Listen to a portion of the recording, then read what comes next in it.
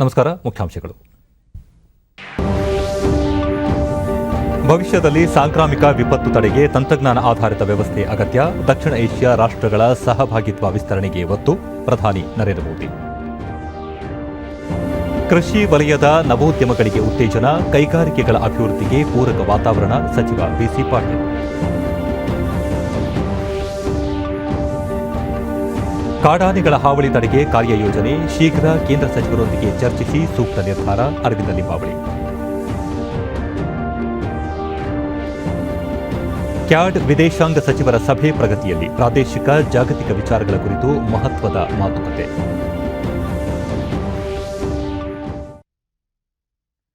ವಾರ್ತೆಗಳ ವಿವರ.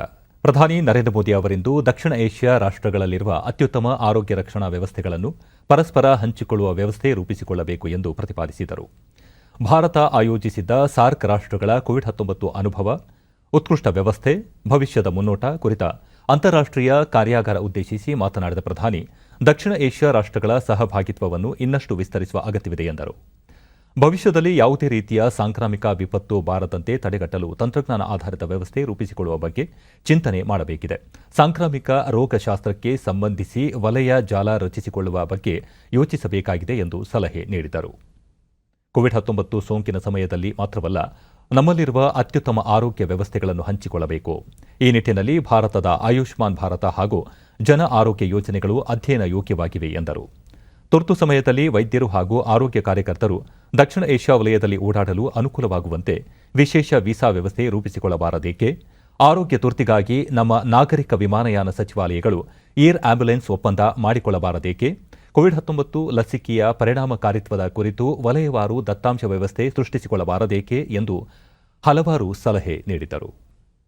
The COVID-19 Emergency Response Fund to meet the immediate cost of fighting the pandemic. We shared our resources, medicines, PPE, and testing equipments.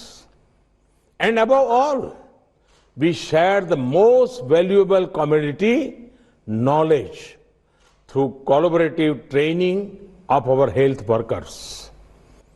Through webinars, online courses, and IT portals, we shared experiences and learned from each other's best practices in testing, infection control, and medical waste management. We developed our own best practices based on what worked best for us. Each one of us contributed immensely to this pooling of knowledge and experience. Friends, Dakshina Asia ರಾಷ್ಟ್ರಗಳು ಹವಾಮಾನ ಬದಲಾವಣೆ, ನಿರಕ್ಷರತೆ, ನೈಸರ್ಗಿಕ ವಿಪತ್ತು ಸೇರಿದಂತೆ ಹಲವಾರು ಸಾಮಾನ್ಯ ಅಪಾಯಗಳನ್ನು ಎದುರಿಸುತ್ತಿವೆ ಎಂದ ಪ್ರಧಾನಿ, ನಮ್ಮ ಬಾಂಧವ್ಯ ಶತಮಾನಗಳಷ್ಟು ಪುರಾತನವಾದದ್ದು. 21ನೇ ಶತಮಾನ ಏಷ್ಯಾದ ಶತಮಾನವಾದರೆ ಅದರಲ್ಲಿ ದಕ್ಷಿಣ ಏಷ್ಯಾ ಹಾಗೂ ಹಿಂದೂ ಮಹಾಸಾಗರದ ರಾಷ್ಟ್ರಗಳ ಕೊಡುಗೆ ಮಹತ್ವದ್ದಾಗಿರುತ್ತದೆ ಎಂದು ಹೇಳಿದರು. ಕೋವಿಡ್-19 ಅವಧಿಯಲ್ಲಿ ನಾವೆಲ್ಲ ಸಹಕಾರ ತತ್ವದ ಮೇಲೆ ಕಾರ್ಯನಿರ್ವಹಿಸುತ್ತಿದ್ದೇವೆ. ವೈದ್ಯಕೀಯ ಸಲಕರಣೆ, ಔಷಧ ಪೂರೈಕೆಗಳಲ್ಲಿ ಪರಸ್ಪರ ನೆರವು ನೀಡಿದ್ದೇವೆ. ನಮ್ಮ ದೇಶಕ್ಕೆ ಯಾವುದು ಸೂಕ್ತವೋ ಆ ರೀತಿಯಲ್ಲಿ ಸೋಂಕನ್ನು ಎದುರಿಸಿದ್ದೇವೆ. ಈಗ ಎಲ್ಲೆಡೆ ಲಸಿಕೆ ಅಭಿವೃದ್ಧಿಯಾಗುತ್ತಿದ್ದು, ಈಗಲೂ ಅದೇ ಸಹಕಾರ ಮನೋಭಾವ ಪ್ರದರ್ಶಿಸಿದ್ದೇವೆ ಎಂದರು. maintain the same cooperative and collaborative spirit.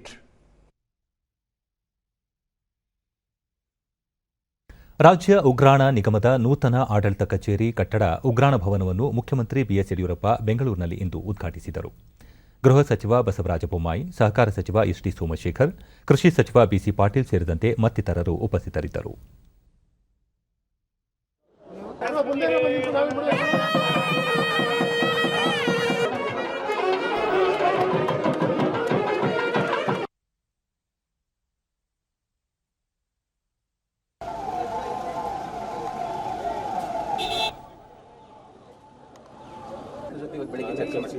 ಬಳಿಕ ಸುದ್ದಿಗಾರರೊಂದಿಗೆ ಮುಖ್ಯಮಂತ್ರಿ ವಿವಿಧ ಸಮುದಾಯಗಳ ಮೀಸಲಾತಿ ಬೇಡಿಕೆ ಕುರಿತಂತೆ ಈಗಾಗಲೇ ಚರ್ಚೆ ನಡೆಸಲಾಗಿದೆ. ಕಾನೂನು ಚೌಕಟ್ಟಿನಲ್ಲಿ ಎಲ್ಲರಿಗೂ ನ್ಯಾಯ ಒದಗಿಸುವುದಾಗಿ ಭರವಸೆ ನೀಡಿದರು.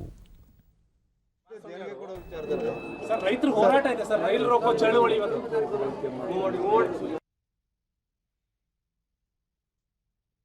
ಪ್ರಧಾನಿ ನರೇಂದ್ರ ಮೋದಿ ಅವರಿಂದು ಅಸ್ಸಾಂ ರಾಜ್ಯದ 2 ಮಹತ್ವಪೂರ್ಣ ಸೇತುವೆ ನಿರ್ಮಾಣ ಯೋಜನೆಗಳಾದ ಧುಬ್ರಿ ಫುಲ್ಬರಿ ಸೇತುವೆ ಹಾಗೂ ಮಾಜೂಲಿ ಸೇತುವೆ ಕಾಮಗಾರಿಗೆ ಭೂಮಿ ಪೂಜೆ ನೆರವೇರಿಸಿದರು.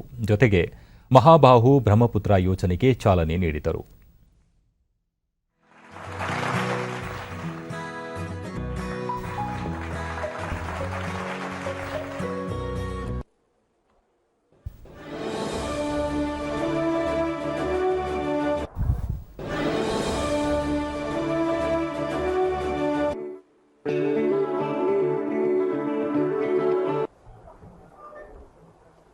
सालों साल से ये पवित्र ಬಳಿಕ नदी ಈ ಅಭಿವೃದ್ಧಿ ಯೋಜನೆಗಳು ಮಾಜೂಲಿ ದ್ವೀಪ ಸೇರಿದಂತೆ ಇಡೀ ಈಶಾನ್ಯ ಭಾರತದ ವಿಕಾಸದಲ್ಲಿ ಮಹತ್ವದ ಪಾತ್ರ ವಹಿಸಲಿವೆ.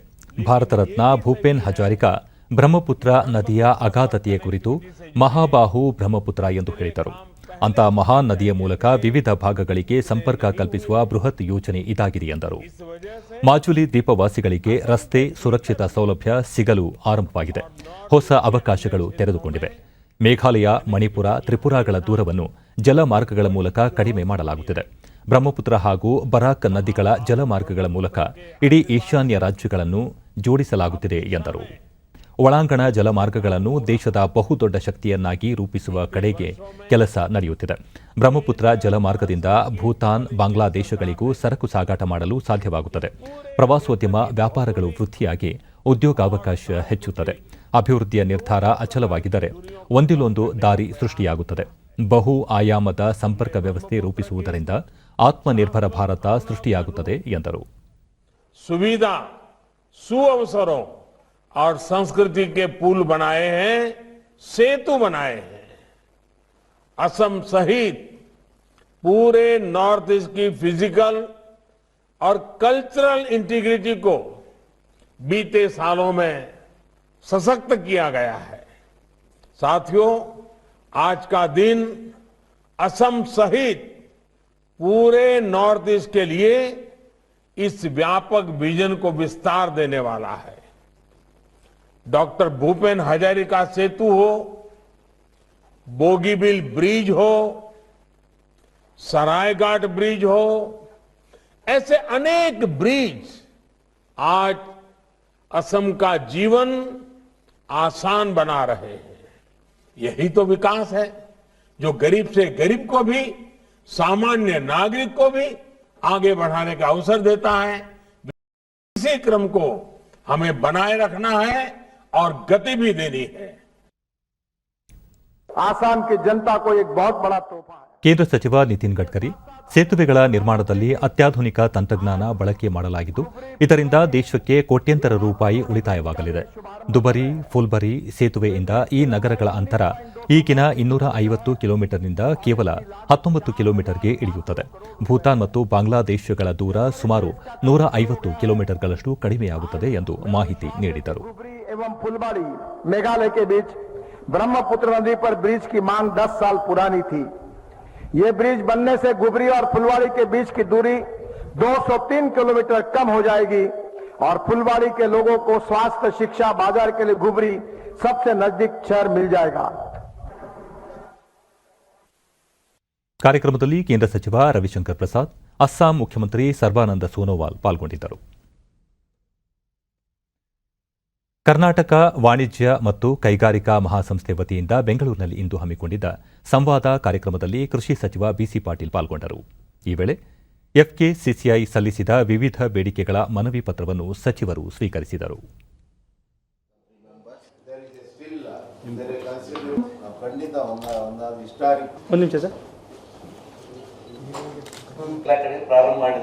ಬಳಿಕ ಸಚಿವ ಬಿಸಿ ಪಾಟೀಲ್ ಮಾತನಾಡಿ, ಕೃಷಿ ಮತ್ತು ಕೈಗಾರಿಕೆಗಳ ನಡುವೆ ಉತ್ಪಾದನೆ ಮತ್ತು ತಯಾರಿಕೆಗೆ ಪೂರಕ ವಾತಾವರಣ ನಿರ್ಮಾಣವಾದರೆ ಎರಡೂ ಕ್ಷೇತ್ರಗಳ ಅಭಿವೃದ್ಧಿಗೆ ಅನುಕೂಲವಾಗಲಿದೆ. ಈ ಹಿನ್ನೆಲೆಯಲ್ಲಿ ಸರ್ಕಾರ ಕೃಷಿ ವಲಯದ ನವೋದ್ಯಮಗಳಿಗೆ ಉತ್ತೇಜನ ನೀಡುತ್ತಿದ್ದು, ಇದು ಕೃಷಿ ಕ್ಷೇತ್ರ, ಕೈಗಾರಿಕೆಗಳ ಅಭಿವೃದ್ಧಿಗೆ ಸಹಾಯಕವಾಗಲಿದೆ. ಕೋವಿಡ್ ಸಂಕಷ್ಟದ ನಡುವೆಯೂ ಕೃಷಿ ಉತ್ಪನ್ನಗಳ ಸಾಗಣೆ ಮತ್ತು ಮಾರಾಟಕ್ಕೆ ಅಗತ್ಯ ವಾತಾವರಣ ಸೃಷ್ಟಿಸಲಾಗಿತ್ತು. ಈ ಉಪಕ್ರಮಗಳಿಂದಾಗಿ ಈ ಬಾರಿ ಕೃಷಿ ಕ್ಷೇತ್ರದ ಉತ್ಪಾದನೆ ದಾಖಲೆ ಮಟ್ಟದಲ್ಲಿ ಹೆಚ್ಚಾಗಿದೆ ಎಂದು ತಿಳಿಸಿದರು. ಅಗ್ರಿಕಲ್ಚರ್ ಸೆಕ್ಟರ್ನ ಯಾರು ನೆಗ್ಲೆಕ್ಟ್ ಮಾಡ್ತಾರೋ, ಯಾವ ವಿಧಾನ ಪರಿಷತ್ ಸದಸ್ಯ ವೈಎ ನಾರಾಯಣಸ್ವಾಮಿ, ಕೃಷಿ ಕ್ಷೇತ್ರವನ್ನು ನಿರ್ಲಕ್ಷಿಸಿದರೆ ಅಂತಹ ದೇಶ ಭಾರೀ ನಷ್ಟ ಅನುಭವಿಸಬೇಕಾಗುತ್ತದೆ. ಈ ಹಿನ್ನೆಲೆಯಲ್ಲಿ ಸರ್ಕಾರ ಕೃಷಿಗೆ ಅಗತ್ಯ ತಿದ್ದುಪಡಿಗಳನ್ನು ತಂದು ಪೂರಕ ವಾತಾವರಣವನ್ನು ನಿರ್ಮಿಸಿದೆ ಎಂದು ತಿಳಿಸಿದರು. ಫುಡ್ ಪ್ರೊಡಕ್ಷನ್ ಜಾಸ್ತಿ ಇದು ಸರ್ಪ್ಲಸ್ ಮಟ್ಟಿಗೆ ಬರಬೇಕಾದ್ರೆ ನಮ್ಮೆಲ್ಲ ಸರ್ಕಾರಗಳು ಬಹಳ ಹೆಚ್ಚಿನ ಒತ್ತನ್ನು ಕೊಟ್ಟಿದ್ದಾರೆ ಈ ಒಂದು ಸೆಕ್ಟರ್ಗೆ. ಆದ್ರೆ ಆ ರೈತ ಬೆಳೆಯುವ ರೈತನಿಗೆ ಆ ಫುಡ್ ಪ್ರೊಡಕ್ಷನ್ ಮತ್ತು ಪ್ರೊಸೆಸಿಂಗ್. ಈ ವೇಳೆ ಎಫ್ಕೆಸಿಸಿಎ ಅಧ್ಯಕ್ಷ ಪೆರಿಕಲ್ ಎಂ ಸುಂದರ್ ಹಾಗೂ ಪದಾಧಿಕಾರಿಗಳು ಉಪಸ್ಥಿತರಿದ್ದರು.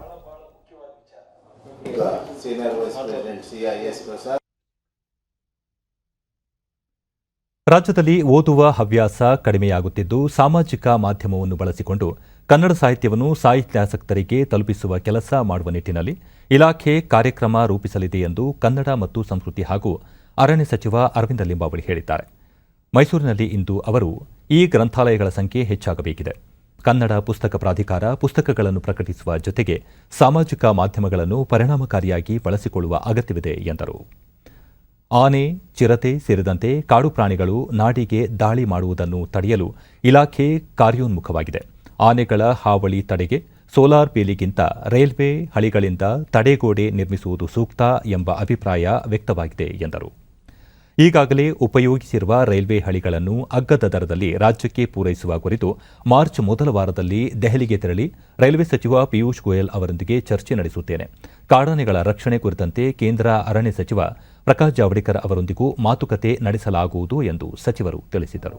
ನಾವು ಅಲ್ಲಿ ಅವರಿಗೆ ಸಿಗುವಂಥ ಆಹಾರ ಪದ್ಧತಿನಲ್ಲಿ ಕೊರತೆ ಆಗಿದೆ ಮತ್ತು ಆಹಾರ ಪದ್ಧತಿನೇ ಬದಲಾಯಿಸಿದೆ ಅದು ಮತ್ತು ಪಿಯೂಷ್ ಗೋಯಲ್ ಅವ್ರನ್ನ.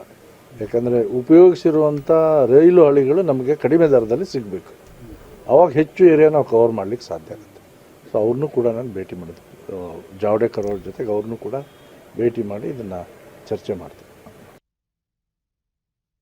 ನರೇಂದ್ರ ಮೋದಿ ಸರ್ಕಾರ ಅಲ್ಪಸಂಖ್ಯಾತರ ಅಭಿವೃದ್ಧಿಗೆ ಹೆಚ್ಚಿನ ಒತ್ತು ನೀಡಿದ್ದು 4,800 ಕೋಟಿ ರೂಪಾಯಿಗಳಿಗೂ ಹೆಚ್ಚು ಅನುದಾನ ಒದಗಿಸಿದೆ ಎಂದು ಅಲ್ಪಸಂಖ್ಯಾತ ಜವಳಿ ಮತ್ತು ಅಲ್ಪಸಂಖ್ಯಾತ ಕಲ್ಯಾಣ ಸಚಿವ ಶ್ರೀಮಂತ ಪಾಟೀಲ್ ಬೆಂಗಳೂರಿನಲ್ಲಿ ಇಂದು ತಿಳಿಸಿದರು. ಬಿಜೆಪಿ ಕಚೇರಿಯಲ್ಲಿ ಅವರು ಈ ಸಮುದಾಯಗಳ ಯುವ ಜನರ ಕೌಶಲ್ಯಾಭಿವೃದ್ಧಿಗೆ ಒತ್ತು ನೀಡುವ ಉದ್ದೇಶದಿಂದ ಉಸ್ತಾದ್ ನೈ ಮಂಜಿಲ್ ಇತ್ಯಾದಿ ಯೋಜನೆಗಳನ್ನು ಜಾರಿಗೊಳಿಸಲಾಗಿದೆ. ಈ ಸಮುದಾಯದ ಯುವ ಸಮುದಾಯ ಸುಶಿಕ್ಷಿತರಾಗಿ ಆರ್ಥಿಕ ಅಭಿವೃದ್ಧಿ ಹೊಂದುವ ಮೂಲಕ ಮುಖ್ಯವಾಹಿನಿಗೆ ಸೇರ್ಪಡೆಯಾಗಬೇಕು ಎಂಬ ಸದಾಶಯದಿಂದ ಶೈಕ್ಷಣಿಕ ಸಾಲ, ವಿದ್ಯಾರ್ಥಿ ವೇತನ, ವ್ಯಾಪಾರ ಮತ್ತು ವಹಿವಾಟು ನಡೆಸಲು ಸಾಲ ಸೌಲಭ್ಯಗಳನ್ನು ಒದಗಿಸಲಾಗುತ್ತಿದೆ. ಪಾರ್ಸಿ ಸಮುದಾಯದ ಜನಸಂಖ್ಯೆ ತೀರಾ ಕಡಿಮೆ ಇದ್ದು, ಈ ಸಮುದಾಯದ ಅಭಿವೃದ್ಧಿಗೆ ಕೇಂದ್ರ ಸರ್ಕಾರ ವಿಶೇಷ ಯೋಜನೆ ರೂಪಿಸುವ ಅಗತ್ಯವಿದೆ ಎಂದು ತಿಳಿಸಿದರು. ನಮಗೆ ಹೆಚ್ಚಿನ ಬಜೆಟ್ ಕೊಟ್ಟರು. ಅದು ಪ್ರೀ ಮ್ಯಾಟ್ರಿಕ್ ಸ್ಕಾಲರ್ಶಿಪ್ ಇರಲಿ, ಪೋಸ್ಟ್ ಮ್ಯಾಟ್ರಿಕ್ ಸ್ಕಾಲರ್ಶಿಪ್ ಇರಲಿ, ಮೆರಿಟ್ ಕಮ್ ಮೀನ್ಸ್ ಸ್ಕಾಲರ್ಶಿಪ್ ಇರಲಿ, ಈ ಸ್ಕಿಲ್ ಡೆವಲಪ್ಮೆಂಟ್ದಲ್ಲಿ ಕೂಡ ಅವ್ರಿಗೆ ಸ್ವಲ್ಪ ಏನು ಮಕ್ಕಳಾದರೂ ಅವ್ರಿಗೆ ಜಾಬ್ ಸಿಗಬೇಕು ಅಂತ ಜಾಬ್ ಓರಿಯೆಂಟೆಡ್ ಸ್ಕಿಲ್ಸ್ ನಾವು ಅವ್ರಿಗೆ ಕೊಡಬೇಕಾಗಿತ್ತು. ಅದಕ್ಕೂ ಕೂಡ ಈ ಸರಿ ಬಹಳಷ್ಟು ದೊಡ್ಡ ಪ್ರಮಾಣದಲ್ಲಿ ನಾವು ಬಜೆಟ್ನಲ್ಲಿ ಕೊಟ್ಟರು.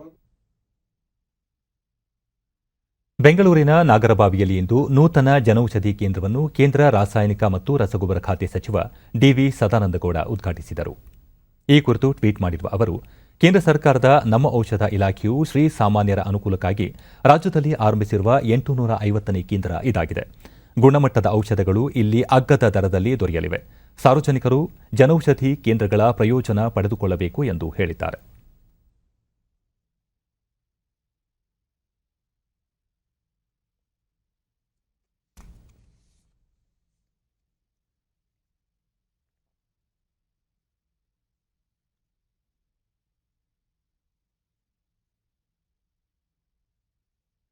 ಕೇಂದ್ರ ಗೃಹ ಸಚಿವ ಅಮಿತ್ ಶಾ 2 ದಿನಗಳ ಪಶ್ಚಿಮ ಬಂಗಾಳ ಪ್ರವಾಸದಲ್ಲಿ ಇದ್ದಾರೆ. ನಾಮಖಾನಾದಲ್ಲಿ ನಡೆದ ಸಾರ್ವಜನಿಕ ಸಭೆಯಲ್ಲಿ ಪಾಲ್ಗೊಂಡ ಅಮಿತ್ ಶಾ 5ನೇ ಹಂತದ ಪರಿವರ್ತನಾ ಯಾತ್ರೆ ಇಂದು ಆರಂಭವಾಗುತ್ತಿದೆ. ಈ ಯಾತ್ರೆ ಪ್ರಧಾನಿ ಮೋದಿ ಅವರ ಸಂದೇಶಗಳನ್ನು ಒಳಗೊಂಡಿದೆ ಎಂದರು. ಬಿಜೆಪಿಯ ಹೋರಾಟ ತೃಣಮೂಲ ಕಾಂಗ್ರೆಸ್ನ ಕೀಳು ರಾಜಕೀಯದ ವಿರುದ್ಧವಾಗಿದೆ. ಭಾರತೀಯ ಜನತಾ ಪಕ್ಷ ಬಡವರು, ಸಾಮಾನ್ಯರ ಸ್ಥಿತಿಯಲ್ಲಿ ಪರಿವರ್ತನೆ ತರಲು ಬಯಸುತ್ತದೆ ಎಂದರು. ಪಶ್ಚಿಮ ಬಂಗಾಳದ ರಾಜ್ಯ ಸರ್ಕಾರಿ ನೌಕರರಿಗೆ 7ನೇ ವೇತನ ಆಯೋಗದ ಶಿಫಾರಸುಗಳನ್ನು ಅನ್ವಯ ಮಾಡಿಲ್ಲ. ಭಾರತೀಯ ಜನತಾ ಪಕ್ಷ ವೇತನ ಆಯೋಗದ ಶಿಫಾರಸುಗಳನ್ನು ಜಾರಿಗೊಳಿಸಲು ಬದ್ಧವಾಗಿದೆ ಎಂದರು. ये 294 क्षेत्रों से हम तृणमूल कांग्रेस को उखाड़ फेंकेंगे क्या? असम के विकास के लिहाज से और साथ ही साथ और इस वक्त ಇದಕ್ಕೂ ಮುನ್ನ ಅವರು ಬಿಹಾರಿ ಅವೆನ್ಯೂ ಪ್ರದೇಶದಲ್ಲಿರುವ ಭಾರತ ಸೇವಾಶ್ರಮ ಸಂಘಕ್ಕೆ ಭೇಟಿ ನೀಡಿದ್ದರು. ಸಮಾರಂಭದಲ್ಲಿ ಪಾಲ್ಗೊಂಡು ಸ್ವಧರ್ಮ ಸ್ವದೇಶದ ಕುರಿತು ನಿಖರ ಸ್ಪಷ್ಟ ಚಿಂತನೆ ಹೊಂದಿದ್ದ ಯುಗಾಚಾರ್ಯ ಪ್ರಣವಾನಂದರ ವಿಚಾರಗಳ ಪ್ರಭಾವ ತಮ್ಮ ಮೇಲೆಯೂ ಆಳವಾಗಿದೆ. ಸೇವೆ, ಸಮರ್ಪಣೆ, ತ್ಯಾಗ, ಪರಿಶ್ರಮಗಳ ಅರ್ಥ ತಿಳಿಸಿಕೊಟ್ಟಿರುವ ಪ್ರಣವಾನಂದರು ರೂಪಿಸಿದ ಭಾರತ ಸೇವಾಶ್ರಮ ಸೇವೆಗೆ ಮತ್ತೊಂದು ಹೆಸರಾಗಿದೆ ಎಂದರು. ಭಾರತ ಇಂದು ಪ್ರಧಾನಿ ಮೋದಿಯವರ ನೇತೃತ್ವದಲ್ಲಿ ಆತ್ಮನಿರ್ಭರವಾಗುತ್ತಾ ಸಾಗುತ್ತಿದೆ. ಪ್ರಣವಾನಂದರು ಕಂಡಿದ್ದ ಸ್ವದೇಶಿ ಕನಸನ್ನು ನನಸು ಮಾಡಲು ಭಾರತೀಯ ಜನತಾ ಪಕ್ಷ ಬದ್ಧವಾಗಿದೆ ಎಂದರು.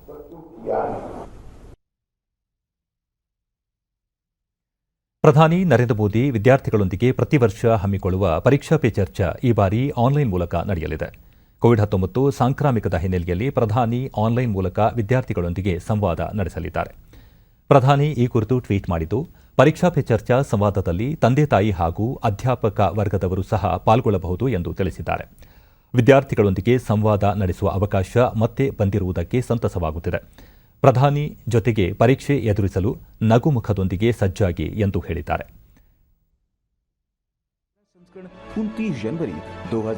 ಇದಕ್ಕೂ ಮುನ್ನ ಕೇಂದ್ರ ಶಿಕ್ಷಣ ಸಚಿವ ರಮೇಶ್ ಪೋಖ್ರಿಯಾಲ್ ನಿಶಾಂಕ್ ಈ ಬಾರಿ ಆನ್ಲೈನ್ ಮೂಲಕ ಪ್ರಧಾನಿ ಮೋದಿ ಪರೀಕ್ಷಾ ಪೇ ಚರ್ಚಾ ಕಾರ್ಯಕ್ರಮದಲ್ಲಿ ಪಾಲ್ಗೊಳ್ಳಲಿದ್ದಾರೆ ಎಂದು ಟ್ವೀಟ್ ಮೂಲಕ ಮಾಹಿತಿ ನೀಡಿದರು.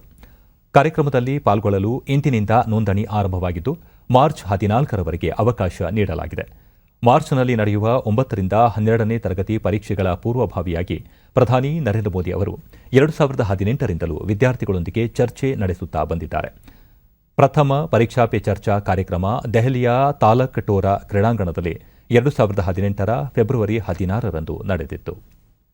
जैसे कि आप सबको पता है कि प्रधानमंत्री जी परीक्षा आने से पहले इस संवाद को सीधे छात्र और छात्राओं से करते हैं. इस समय ये संवाद अभिभावक से भी और अध्यापक से भी होगा. 2018 में शुरू हुआ परीक्षा पे चर्चा कार्यक्रम छात्रों के बीच बेहद लोकप्रिय हुआ है और उन्हें इस कार्यक्रम के जरिए प्रधानमंत्री को सुनने को बेसब्री से इंतजार रहता है. ಪ್ರಧಾನಿ ನರೇಂದ್ರ ಮೋದಿ ಅವರು ನಾಳೆ ಕೇರಳದ ಅನೇಕ ವಿದ್ಯುತ್ ಯೋಜನೆಗಳಿಗೆ ಚಾಲನೆ ನೀಡಲಿದ್ದಾರೆ. ಜೊತೆಗೆ ಗ್ರಾಮೀಣ ವಲಯದ ವಿವಿಧ ಯೋಜನೆಗಳಿಗೆ ಶಿಲಾನ್ಯಾಸ ಮಾಡಲಿದ್ದಾರೆ. ವಿಡಿಯೋ ಕಾನ್ಫರೆನ್ಸ್ ಮೂಲಕ ಕಾರ್ಯಕ್ರಮ ನಡೆಯಲಿದೆ.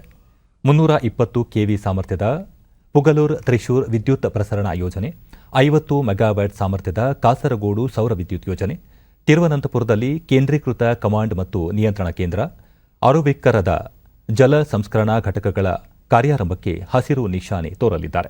ಇದರೊಂದಿಗೆ ತಿರುವನಂತಪುರದಲ್ಲಿ ಸ್ಮಾರ್ಟ್ ರಸ್ತೆ ಯೋಜನೆಗೆ ಶಿಲಾನ್ಯಾಸ ಮಾಡಲಿದ್ದಾರೆ. ದೇಶದಲ್ಲಿ ದಕ್ಷಿಣ ಆಫ್ರಿಕಾ ಮತ್ತು ಬ್ರೆಜಿಲ್ನ ಸಾರ್ಸ್ ಕೋವಿ-2 ವೈರಸ್ ಪತ್ತೆಯಾಗಿರುವ ಹಿನ್ನೆಲೆಯಲ್ಲಿ ಭಾರತಕ್ಕೆ ಆಗಮಿಸುವ ಅಂತಾರಾಷ್ಟ್ರೀಯ ಪ್ರಯಾಣಿಕರಿಗಾಗಿ ನಾಗರಿಕ ವಿಮಾನಯಾನ ಸಚಿವಾಲಯ ಪರಿಷ್ಕೃತ ಪ್ರಮಾಣಿತ ಕಾರ್ಯಾಚರಣೆ ವಿಧಾನ ಮಾರ್ಗಸೂಚಿ ಪ್ರಕಟಿಸಿದೆ. ಈ ಮಾರ್ಗಸೂಚಿ ಇದೇ 22ರಿಂದ ರಾತ್ರಿ 11 ಗಂಟೆ 59 ನಿಮಿಷದಿಂದ ಜಾರಿಗೆ ಬರಲಿದೆ. ಯುನೈಟೆಡ್ ಕಿಂಗ್ಡಮ್, ಯುರೋಪ್ ಮತ್ತು ಮಧ್ಯಪ್ರಾಚ್ಯದಿಂದ ಬರುವ ಪ್ರಯಾಣಿಕರನ್ನು ಹೊರತುಪಡಿಸಿ ಎಲ್ಲಾ ಅಂತಾರಾಷ್ಟ್ರೀಯ ಪ್ರಯಾಣಿಕರು ನಿಗದಿತ ಪ್ರಯಾಣದ ಆನ್ಲೈನ್ ಏರ್ ಸುವಿಧಾ ಪೋರ್ಟಲ್ನಲ್ಲಿ ಸ್ವಯಂ ಘೋಷಣೆ ಅರ್ಜಿ ಸಲ್ಲಿಸಬೇಕಾಗುತ್ತದೆ. ಕೋವಿಡ್-19ಕ್ಕೆ ಸಂಬಂಧಿಸಿದಂತೆ ಆರ್ಟಿಪಿಸಿಆರ್ ವರದಿ ನೆಗೆಟಿವ್ ಆಗಿದ್ದಲ್ಲಿ ಅದನ್ನು ಅಪ್ಲೋಡ್ ಮಾಡಬೇಕಾಗುತ್ತದೆ. ಪ್ರಯಾಣ ಆರಂಭಿಸುವ 72 ಗಂಟೆಯೊಳಗೆ ಈ ಪರೀಕ್ಷೆ ನಡೆಸುವುದು ಕಡ್ಡಾಯವಾಗಿರುತ್ತದೆ. ಈ ಪ್ರಯಾಣಿಕರನ್ನು 14 ದಿನಗಳ ಕ್ವಾರಂಟೈನ್ಗೆ ಮತ್ತು ಇನ್ನಿತರೆ ಆರೋಗ್ಯ ಸುರಕ್ಷತೆಗೆ ಒಳಪಡಿಸಲಾಗುತ್ತದೆ.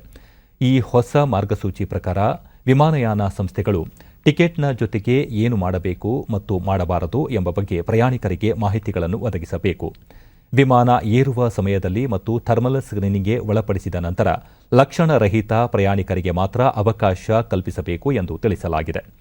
ಸಂಪರ್ಕಿಸುವ ವಿಮಾನವನ್ನು ಏರುವ ಇಂಗ್ಲೆಂಡ್, ಬ್ರೆಜಿಲ್ ಮತ್ತು ದಕ್ಷಿಣ ಆಫ್ರಿಕಾ ಪ್ರಯಾಣಿಕರು ತಮ್ಮ ಮಾದರಿಯನ್ನು ವಿಮಾನ ನಿಲ್ದಾಣದಲ್ಲಿ ಗೊತ್ತುಪಡಿಸಿದ ಪ್ರದೇಶದಲ್ಲಿ ನೀಡಬೇಕಾಗುತ್ತದೆ ಮತ್ತು ಪರೀಕ್ಷಾ ವರದಿ ನೆಗೆಟಿವ್ ಬಂದ ನಂತರವಷ್ಟೇ ನಿರ್ಗಮಿಸಬೇಕು.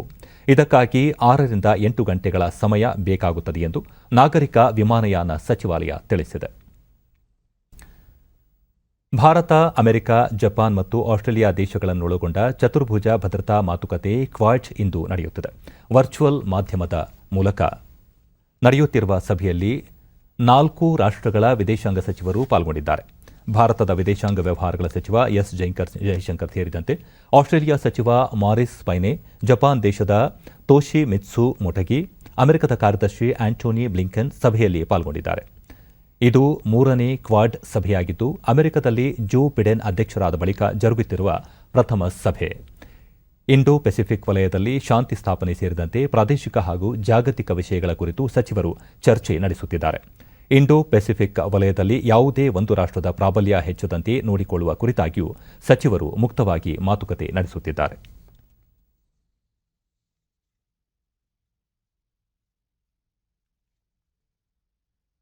ದೇಶದಲ್ಲಿ ಕೋವಿಡ್-19 ಸೋಂಕಿತರ ಸಂಖ್ಯೆ 1,09,50,201ಕ್ಕೆ ಏರಿಕೆಯಾಗಿದೆ. ಕಳೆದ 24 ಗಂಟೆಗಳಲ್ಲಿ 12,881 ಹೊಸ ಪ್ರಕರಣಗಳು ಬೆಳಕಿಗೆ ಬಂದಿವೆ ಎಂದು ಕೇಂದ್ರ ಆರೋಗ್ಯ ಮತ್ತು ಕುಟುಂಬ ಕಲ್ಯಾಣ ಸಚಿವಾಲಯ ತಿಳಿಸಿದೆ. ಇದುವರೆಗೆ 1,56,845 ಮಂದಿ ಗುಣಮುಖರಾಗಿದ್ದು, ಚೇತರಿಕೆ ಪ್ರಮಾಣ ಶೇಕಡಾ 97.32ಕ್ಕೆ ಏರಿಕೆಯಾಗಿದೆ. ಒಟ್ಟು 1,37,342 ಸಕ್ರಿಯ ಪ್ರಕರಣಗಳಿದ್ದು, ಈವರೆಗೆ ಒಟ್ಟು 1,56,014 ಮಂದಿ ಮೃತಪಟ್ಟಿದ್ದಾರೆ ಎಂದು ಸಚಿವಾಲಯ ಹೇಳಿದೆ. ದೇಶಾದ್ಯಂತ ಕೋವಿಡ್-19 ಲಸಿಕೆ ಅಭಿಯಾನ ಆರಂಭಗೊಂಡ ನಂತರ ಇದುವರೆಗೆ 94,22,228 ಮಂದಿಗೆ ಲಸಿಕೆ ನೀಡಲಾಗಿದೆ. 64 ಲಕ್ಷಕ್ಕೂ ಅಧಿಕ ಆರೋಗ್ಯ ಕಾರ್ಯಕರ್ತರು ಹಾಗೂ 25 ಲಕ್ಷಕ್ಕೂ ಅಧಿಕ ಮುನ್ನೆಲೆ ಕಾರ್ಯಕರ್ತರಿಗೆ ಲಸಿಕೆ ನೀಡಲಾಗಿದೆ. ಕಳೆದ 24 ಗಂಟೆಗಳಲ್ಲಿ 2,76,000 ಆರೋಗ್ಯ ಕಾರ್ಯಕರ್ತರಿಗೆ ಲಸಿಕೆ ನೀಡಲಾಗಿದೆ ಎಂದು ಸಚಿವಾಲಯ ತಿಳಿಸಿದೆ.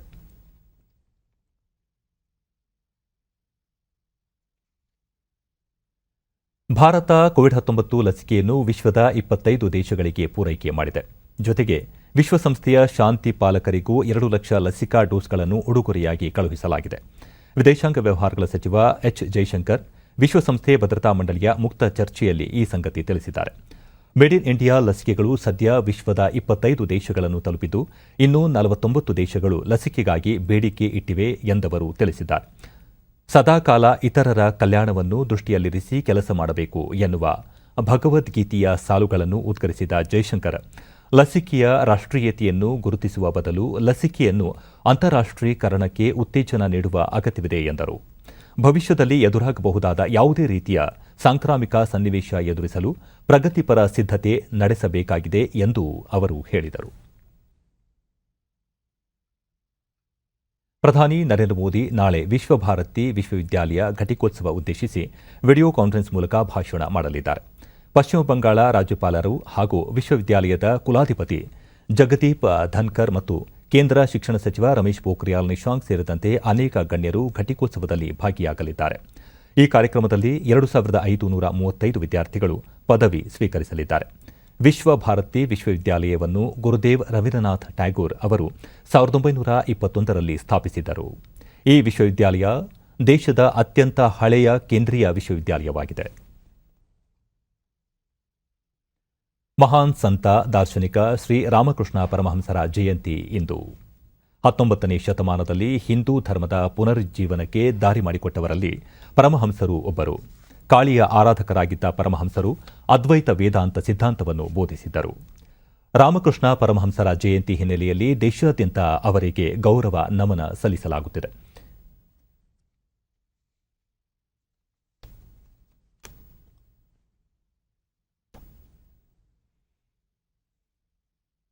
ಕೇಂದ್ರ ವಾರ್ತಾ ಮತ್ತು ಪ್ರಸಾರ ಖಾತೆ ಸಚಿವ ಪ್ರಕಾಶ್ ಜಾವಡೇಕರ್ ಮಹಾನ್ ಸಂತ ವಿಚಾರವಾದಿ ರಾಮಕೃಷ್ಣ ಪರಮಹಂಸ ಅವರಿಗೆ ನಮನಗಳು ಎಂದು ಟ್ವೀಟ್ ಮೂಲಕ ಗೌರವ ನಮನ ಸಲ್ಲಿಸಿದ್ದಾರೆ. ಮುಖ್ಯಮಂತ್ರಿ ಬಿಎಸ್ ಯಡಿಯೂರಪ್ಪ ಸಾಧಕ ಸಂತ ದಾರ್ಶನಿಕ ರಾಮಕೃಷ್ಣ ಪರಮಹಂಸರ ಜಯಂತಿಯಂದು ಅವರಿಗೆ ಭಕ್ತಿಪೂರ್ವಕ ಪ್ರಣಾಮಗಳು. ಎಲ್ಲ ಧರ್ಮಗಳು ಒಂದೇ ಗುರಿಯತ್ತ ನಮ್ಮನ್ನು ಒಯ್ಯುತ್ತವೆ ಎಂಬ ಅವರ ಸಿದ್ಧಾಂತ ಭಾವೈಕ್ಯತೆಯ ಪ್ರತೀಕವಾಗಿದೆ ಎಂದು ಟ್ವೀಟ್ ಸಂದೇಶದಲ್ಲಿ ತಿಳಿಸಿದ್ದಾರೆ. ಕೇಂದ್ರ ಸರ್ಕಾರದ ಮಹತ್ವಾಕಾಂಕ್ಷಿ ಯೋಜನೆಗಳಲ್ಲಿ ಒಂದಾದ ರಾಷ್ಟ್ರೀಯ ಗೋಕುಲ್ ಮಿಷನ್ ರಾಷ್ಟ್ರೀಯ ಕೃತಕ ಗರ್ಭಧಾರಣೆ ಯೋಜನೆ ಚಿತ್ರದುರ್ಗ ಜಿಲ್ಲೆಯಲ್ಲಿ ಯಶಸ್ವಿಯಾಗಿ ಅನುಷ್ಠಾನಗೊಂಡಿದೆ. ರಾಸುಗಳಿಗೆ ಕೃತಕ ಗರ್ಭಧಾರಣೆ ಪ್ರಮಾಣವನ್ನು ಹೆಚ್ಚಿಸಿ ರೈತರ ಆದಾಯ ವೃದ್ಧಿಸುವುದು ಈ ಯೋಜನೆಯ ಮುಖ್ಯ ಉದ್ದೇಶವಾಗಿದೆ. ರಾಸುಗಳಿಗೆ ಆಧಾರ ಸಂಖ್ಯೆಯಂತೆ ವಿಶಿಷ್ಟ ಗುರುತಿನ ಸಂಖ್ಯೆಯ ಕಿವಿಯೋಲೆ ಹಾಕಲಾಗುತ್ತಿದೆ. ಹಂಪನೂರು ಗ್ರಾಮದಲ್ಲಿ ಮೊದಲ ಹಂತದಲ್ಲಿ ಯಶಸ್ವಿಯಾಗಿ ಕೃತಕ ಗರ್ಭಧಾರಣೆ ಮೂಲಕ ಜನಿಸಿದ ಕರುಗಳ ಪ್ರದರ್ಶನ ನಡೆಸಲಾಯಿತು.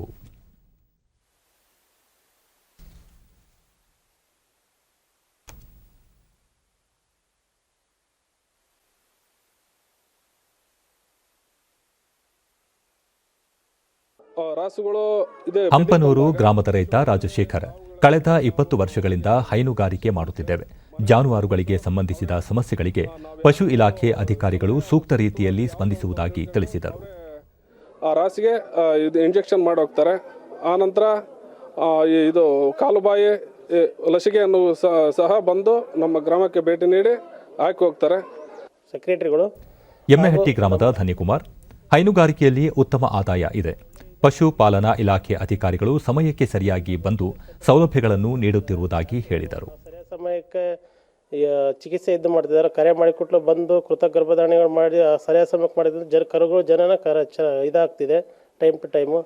ಹಾಗೂ ಒಳ್ಳೆಯ ಸ್ಪಂದನೆ ಇದೆ ಸರ್. ರಾಷ್ಟ್ರೀಯ ಕೃತಕ ಗರ್ಭಧಾರಣೆ ಪಶುಪಾಲನೆ ಮತ್ತು ಪಶು ವೈದ್ಯಕೀಯ ಸೇವಾ ಇಲಾಖೆ ಉಪನಿರ್ದೇಶಕ ಡಾಕ್ಟರ್ ಟಿ ಕೃಷ್ಣಪ್ಪ ಯೋಜನೆಯಡಿ 2ನೇ ಹಂತದಲ್ಲಿ 500 ಹಳ್ಳಿಗಳನ್ನು ಆಯ್ಕೆ ಮಾಡಿಕೊಂಡು 27,000 ರಾಸುಗಳಿಗೆ ಕೃತಕ ಗರ್ಭಧಾರಣೆ ಮಾಡಲಾಗಿದೆ ಎಂದು ತಿಳಿಸಿದರು. ಮನೆ ಬಾಗಿಲಿಗೆ ಕೃತಕ ಗರ್ಭಧಾರಣೆ ಸೌಲಭ್ಯ ಒದಗಿಸಿ ವಿವಿಧ ಉತ್ಕೃಷ್ಟ ತಳಿಯ ಒಂದು ವೀರ್ಯಕಡ್ಡಿಗಳನ್ನು ಉಪಯೋಗಿಸಿ ಆ ರೈತರ ಜಾನುವಾರುಗಳಿಗೆ ಅಂದರೆ ಹಸು ಮತ್ತು ಎಮ್ಮೆಗಳಿಗೆ. ಇನ್ನು ಹವಾವರ್ತಮಾನ. ರಾಜ್ಯದಲ್ಲಿ ಚದುರಿದಂತೆ ಮಳೆಯಾಗಿದೆ. ಬೀದರ್ನಲ್ಲಿ ಕನಿಷ್ಠ ತಾಪಮಾನ 11.6 ಡಿಗ್ರಿ ಸೆಲ್ಸಿಯಸ್ ದಾಖಲು. ಮುನ್ಸೂಚನೆಯಂತೆ ಮುಂದಿನ 24 ಗಂಟೆಗಳ ಅವಧಿಯಲ್ಲಿ ರಾಜ್ಯದ ಅಲ್ಲಲ್ಲಿ ಮಳೆ ಸಾಧ್ಯತೆ. ಬೆಂಗಳೂರು ಸುತ್ತಮುತ್ತ ಮುಂಜಾನೆ ವೇಳೆ ಕೆಲವೆಡೆ ಮಂಜು ಮುಸುಕುವ ಸಾಧ್ಯತೆ. ಗರಿಷ್ಠ ತಾಪಮಾನ 29 ಹಾಗೂ ಕನಿಷ್ಠ 18 ಡಿಗ್ರಿ ಸೆಲ್ಸಿಯಸ್ ದಾಖಲಾಗುವ ಸಂಭವ. ಕೊನೆಯಲ್ಲಿ ಮತ್ತೊಮ್ಮೆ ಮುಖ್ಯಾಂಶಗಳು. ಭವಿಷ್ಯದಲ್ಲಿ ಸಾಂಕ್ರಾಮಿಕ ವಿಪತ್ತು ತಡೆಗೆ ತಂತ್ರಜ್ಞಾನ ಆಧಾರಿತ ವ್ಯವಸ್ಥೆ ಅಗತ್ಯ. ದಕ್ಷಿಣ ಏಷ್ಯಾ ರಾಷ್ಟ್ರಗಳ ಸಹಭಾಗಿತ್ವ ವಿಸ್ತರಣೆಗೆ ಒತ್ತು ಪ್ರಧಾನಿ ನರೇಂದ್ರ ಮೋದಿ. ಕೃಷಿ ವಲಯದ ನವೋದ್ಯಮಗಳಿಗೆ ಉತ್ತೇಜನ, ಕೈಗಾರಿಕೆಗಳ ಅಭಿವೃದ್ಧಿಗೆ ಪೂರಕ ವಾತಾವರಣ ಸಚಿವ ಬಿಸಿ ಪಾಟೀಲ್.